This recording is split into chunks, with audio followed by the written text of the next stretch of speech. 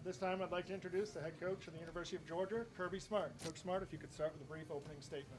Yep, thank you. Obviously, it's honor and tradition for Georgia to be in the Sugar Bowl.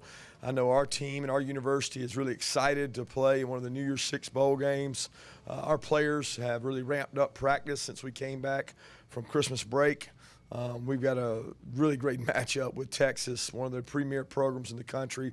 Got a lot of respect for Tom Herman and the job he's done, and I'm glad we're able to tighten this thing and get a little closer to the game just so we can get our team ready and prepared. But when you think of the Sugar Bowl and you think of the history that Georgia has, I know a lot of our fan base is excited, and a lot of friends I have that went to school at Georgia have said this is an awesome opportunity to come back to New Orleans and play in a great event. So we're excited to be here.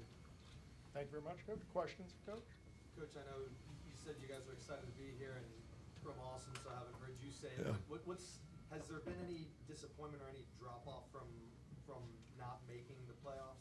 You know, I don't think so. I think we addressed that right after the game. We understand that we didn't control the parts that we had to control to make that game, and we've moved on past it. I mean, certainly I think when you think about the playoffs and the four top teams in the country, you want to be part of that. Every one of our players would tell you that. But we also know the hurdle that's in front of us in Texas, a team that's got a great tradition, really good football team, plays in a really good conference.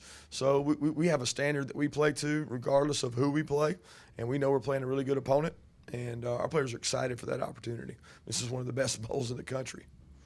Justin Fields is on the plane with you. Can you talk about his status? And also, just the trend in quarterbacks, for want of a better word, impatience about them wanting to start, and you see this as an increasing trend in college football. Well, I don't think it's just impatience of quarterbacks not wanting to start. I think every kid on that plane wants to start if you ask them. So they all want that opportunity. The unfortunate thing about quarterback is only one of them can start. So it's not like where we have 6 defensive backs or 5 defensive backs or 4 defensive linemen. It's a very unique position. The only thing similar to it is the kicker, and he doesn't play very much anyway. So it's a unique situation. But Justin has practiced with us throughout the bowl. He's done a really good job of focusing on that and worrying about that. So he's putting the game plan for him. He's the number one backup. Yeah, he's our number 2 quarterback going into the game. Absolutely. Were any of your scholarship guys not able to make the trip with you? No, we've got everybody here. Everybody that practiced with us in bowl practice is with us. Coach, you mentioned that you admire everything that Tom Herman's been able to do with that Texas program. You've been across the field from him once before. What do you see, just from him as a coach, and maybe kind of expand on that a little bit more? Well, he's a tremendous leader. First of all, he's a really good offensive coach, but he's gone out and got a really exceptional defensive staff. They've been able to put a really good defense together. I think what he did at Houston in and of itself speaks for itself, and then he goes to Texas and he's turned it around. So he certainly has one of the premier programs to do that at, as far as recruiting to, one of the best states to recruit in the country.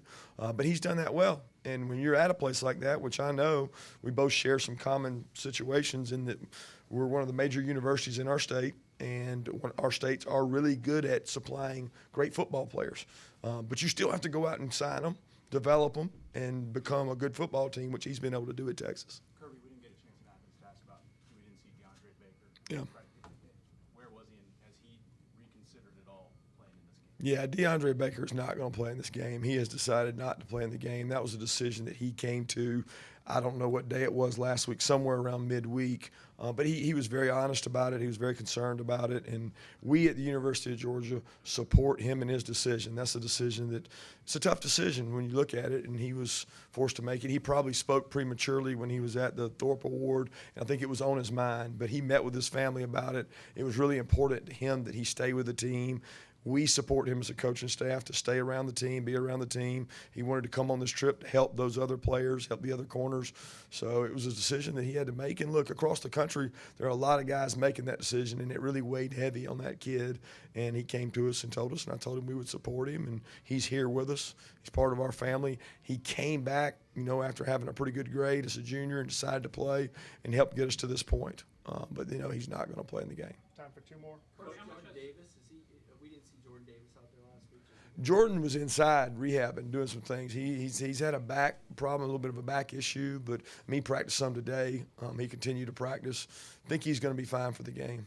How much has Tyson Campbell grown down the stretch in practice? Obviously, we haven't seen He's got a lot of reps. So he's gotten a lot of opportunities, and we know we're up against some really good wideouts. They've got really big physical wideouts across the board.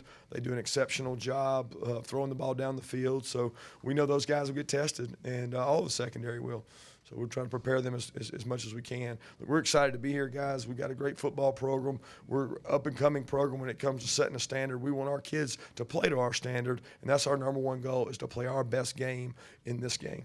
Coach Stephen, your wide receivers coach, what has he done for this group, helping you guys get to where you are right now, year after joining the Reds? I think he brings a wealth of experience at the position.